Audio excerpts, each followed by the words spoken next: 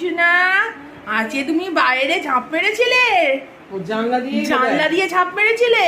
ওর ঘর দিয়ে তোমাকে মা এখন মাছগুলো দিচ্ছে না? একটু মাকে বলো যে ও মা একটু মাছগুলো দাও।